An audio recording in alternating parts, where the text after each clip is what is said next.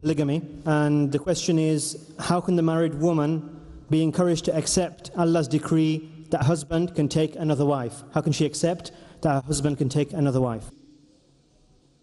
Sister has a question that how can a woman accept a husband to take another wife, which I have discussed in my answer in detail. I gave the reasons why Islam permits polygyny, that is a man to have more than one wife.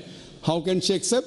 If she's a good Muslimah, and if the requirement is there, and if she feels that it's not a must for every husband to take a second wife, it's not must, but if she feels that there's a requirement for the husband to take a second wife, she should permit, it's preferable. And if she feels there's a requirement because of society.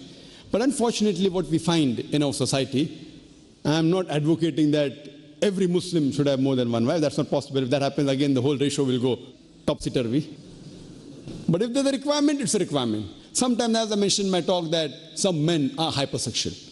But in the Western society, a woman would not mind her husband having extramarital sex. With 5 girls, 10 girls, 20 girls, no problem. But taking one more legal wife, they can't tolerate.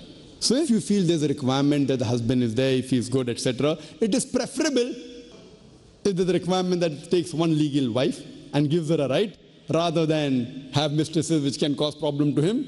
There can be disease which can come back to her also, but naturally it is not following the Quran also. Hope that answers the question. If the non-Muslim would like to ask a question, and